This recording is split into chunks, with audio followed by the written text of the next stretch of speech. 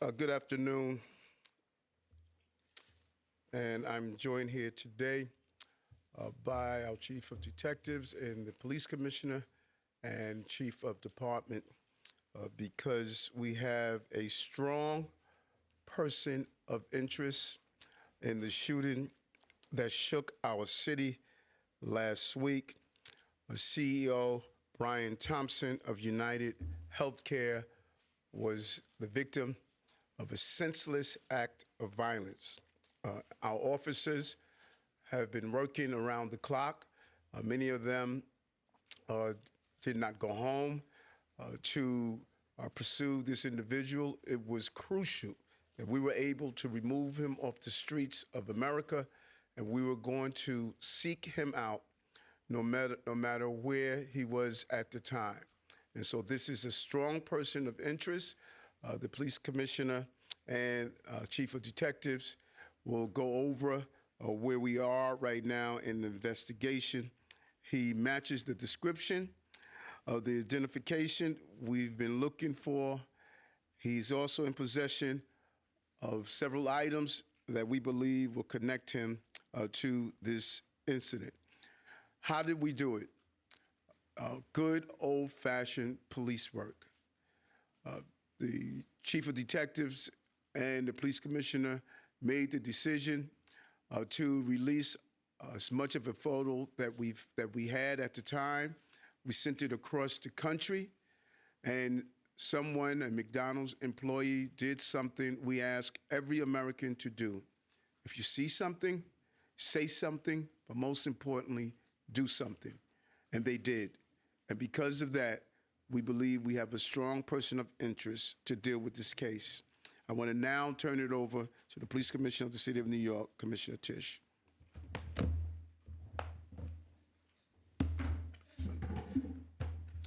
Thank you, Mayor. Good afternoon, everyone. Earlier this morning in Altoona, Pennsylvania, members of the Altoona Police Department arrested Luigi Mangione, a 26-year-old male, on firearms charges. At this time, he is believed to be our person of interest in the brazen targeted murder of Brian Thompson, CEO of UnitedHealthcare, last Wednesday in Midtown Manhattan.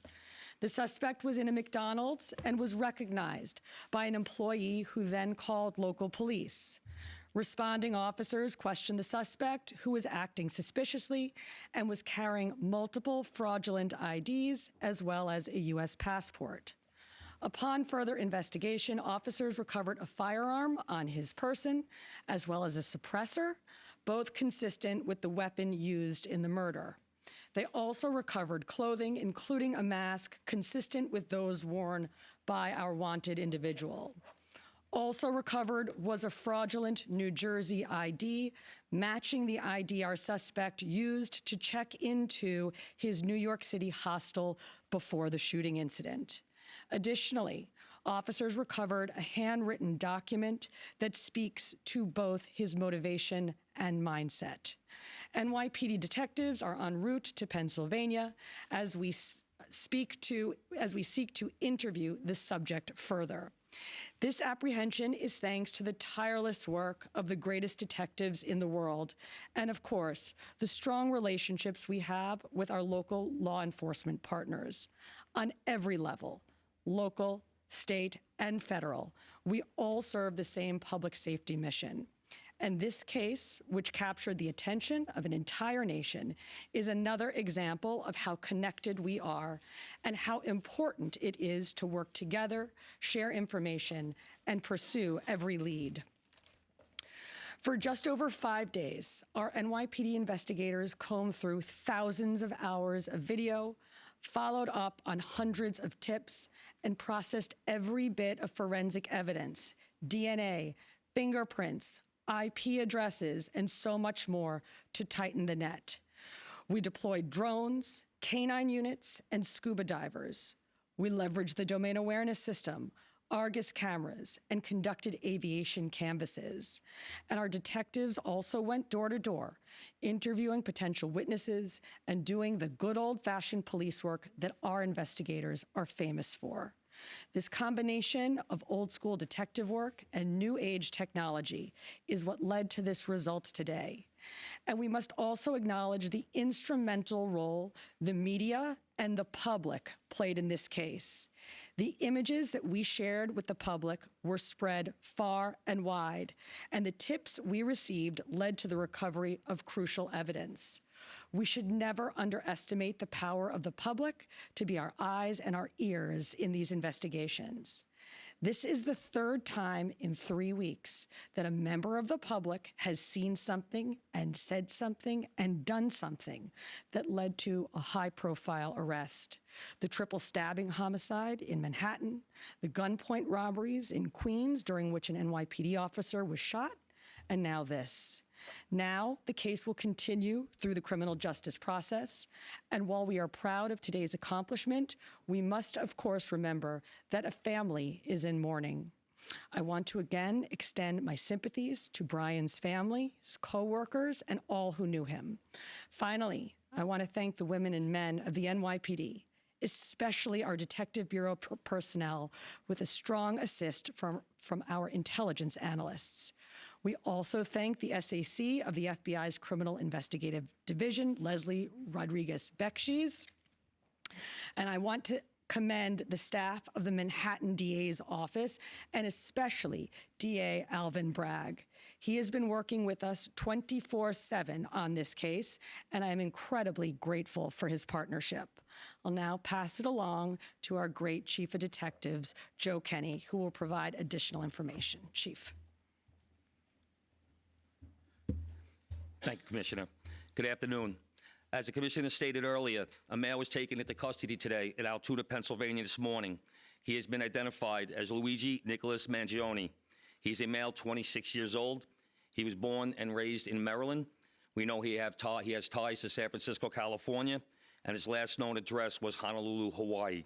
He has no prior arrest history in New York. Members of the NYPD Detective Bureau are currently traveling to Pennsylvania with members of the Manhattan District Attorney's Office to interview this subject. This case was brought to a successful conclusion based on the coordinated effort between numerous NYPD units, including the Intelligence and Counterterrorism Bureau, our federal partners at the FBI, the Manhattan District Attorney's Office, and of course, members of the Altoona Police Department in Pennsylvania. On Thursday, one day after this crime was committed, the NYPD released a photo of the shooter in this case. This picture was obtained by the NYPD during one of their extensive video canvasses. We took that photograph and we asked for the public's help in identifying this subject, and the public responded. Hundreds of tips began to pour into our hotline. Each tip was investigated thoroughly, and we began to release additional photographs as they came into our possession. The NYPD provided these photos to numerous media outlets. Local, national, and international outlets released the photo via television, print, social media, and online content. Luckily, a citizen in Pennsylvania recognized our subject and called local law enforcement. Members of the Altoona Police Department responded to the call, and based on their investigation, they notified the NYPD. This investigation is still active and ongoing. Thank you very much.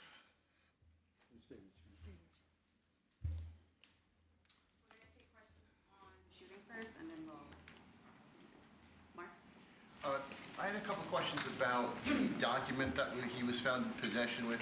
Can you go a little bit more in depth about those motivations that you mentioned? Was that CEO specifically named in that document? Was there anything more about him wanting to go after others? And also in that document, was there any indication that explains us how the level of detail that he went into killing him? Like, is there anything? Like I said, that document is currently in the possession of the Altoona Police Department as part of their investigation. But just from briefly speaking with them, we don't think that there's any specific threats to other people mentioned in that document. But it does seem that he has some ill will toward corporate America. Over here, sir. MJ? Chief, was the suspect wearing a mask at the time he was spotted in McDonald's? And also, criminal cases often have a linchpin. Can you point to a single linchpin that helped crack this case? There's numerous linchpins in this case, in the fact that we've recovered an enormous amount of forensic evidence, an enormous amount of video, and once again, with your help and the public's help. So I really couldn't put it on one thing, but If I had to, it would be the release of that photograph from the media.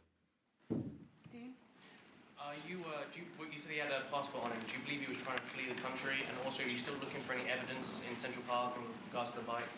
We had divers in the water yesterday that came up negative results. The passport, we don't believe that he was planning on doing any traveling at this time. We don't think he, at this point in our investigation, we don't think he was trying to flee the country. The person at the McDonald's, were they buying food? What were they doing at that exact moment? He was an employee at the McDonald's. Right. But what was the suspect doing? He was sitting there eating. Will the suspect be brought back to New York and charged here, and when? We're going to have to work that out with the Manhattan District Attorney's Office in Altoona, Pennsylvania. He's going to be facing gun charges there, and at some point we'll work out through extradition to bring him back to New York to face charges here, working with the Manhattan District Attorney's Office. Hi, Anita from the New York Post. I was just hoping to get more details on the capture itself. Did he put up a fight? Did he say anything to cops? And we've also reported that he published online anti-health care industry rantings. Can you share with us some of the services that he posted on? We're still working through his social media. We're going to do a complete scrub of that. Preliminarily, like I said, he seems that he has some ill will toward corporate America, but that will all come out as part of our investigation. We're not done here. We're still going to be putting this together. We're still going to be working very hard to bring this to a successful conclusion. And the capture itself, did he put up a fight? Did he say anything to police? I don't have that information. Oh, sorry. Can you elaborate on how he got there, the path he took from Port Authority and on the George Washington Bridge to Altoona, PA? Same thing. This just happened this morning. We'll be working, backtracking his steps from New York to Altoona, Pennsylvania. I was going to ask if we knew anything, if he took a bus to Philadelphia first and then somehow got to Altoona. But We're still working on that. We're still working through that. Is there any indication that anybody else was helping him from the inside, as far as tracking the CEO's movements? Once again, we're still working this investigation very hard. It's not at its conclusion yet. That could come out during our investigation, but as of right now, we have no indication that that took place. Chief, did he have any weapons or anything like that with him when he was arrested? He was in possession of a ghost gun that had the capability of firing a 9mm round and a suppressor. Can you get into a little bit about the technical aspects of the investigation? I know you deployed an unprecedented amount of technology. You also activated the Sentry program through Intel. Can you talk about how that is going to play into actually building the case as far as cell phone and all of the other technical aspects of what you've done? In this case, it really came down to technology was the use of drones in Central Park, and really comes down to the video canvas that we did. We used every source of video that we could collect, hundreds and hundreds and hundreds of hours from hundreds of sources, and that helped bring this to where we are right now. The gun is it believed to be the gun you used in the shooting? And there was some talk that it was a veterinarian type gun. Is that accurate? No, as of right now, the information we're getting from Altoona is that the gun appears to be a ghost gun. May have been made on a 3D printer. The capability of firing a 9mm round, obviously that will come out during our ballistics testing. Oliver? Yeah, Oliver Barnes from the Financial Times. Do you have any indication how long this handwritten, is it a handwritten manifesto that you found on the suspect? And then also whether or not he put it online at all? Don't know if it's online. As of right now, it's a handwritten 3-page document. Chief, does he have ties to that area, and was he someone who you knew by name before his arrest? We believe he may have attended college in Pennsylvania, but like I said earlier, he has ties to Maryland and California and Hawaii. And you knew him by name before today? Was his name on your radar? Excuse me? Was his name on your radar? Was he someone who you had been looking into before his arrest? No, we did not have his name prior to today. Brent, it's okay. Does he have any prior arrests? I know there were none for New York City, but is there any prior arrests anywhere else in the country? We have not come across any arrests in the country. Chief, hi, how are you? On two things. On the ghost gun, is it something you're going to be looking into to see if he made it himself? And can he make that himself? Or would he have to buy the gun the way it was? No, once again, that'll be part of our investigation as we follow up. I mean, obviously he's going to face murder charges, but is there any chance that he could face any other charges because he was targeting the CEO and because of his writings and other things that we're now finding on him? Potential federal charges or That other determination will be made by Alvin Bragg. Yes, what connections does he have in Pennsylvania that you know of? And are they in Altoona specifically? We believe he attended college in Pennsylvania. Does he know anybody in Pennsylvania? Wouldn't be able to tell you that.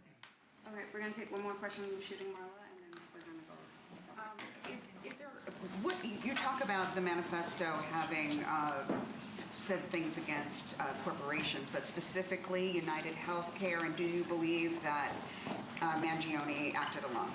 We believe at this point, our investigation is leaning toward he was acting alone. So, like I stated earlier, we're still working through the investigation. We're not stopping today. And as far as the manifesto, like I said, I don't have the complete details of that. It's in the possession of the Altoona Police Department. We're going to shift to opt-out. Yep.